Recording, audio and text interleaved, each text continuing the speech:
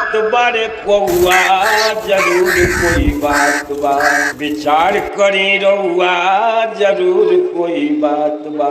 बकुला लगावे लगल बाटे चंदन, मुसवा के बिलरा करता अभिनंदन।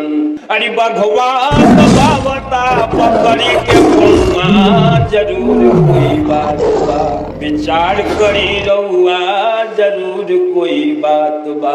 घूम घूम के कटलक जे लोगवा के गाला, उपदेश देता फेरता उहे माला। अरे सादा परत शुरू कैले बखौआ जरूर कोई बात बा, विचार करी रउआ जरूर कोई बात बा। अरे दुश्मन रहलू कहत हउए भैया, नैया डुबावल उहे बा खेवैया।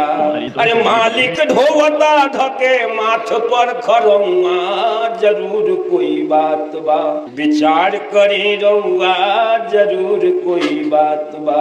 अरे कोयल के बोली बोलत बारे कौआ जरूर कोई बात बा, विचार करी रउआ जरूर कोई बात बा।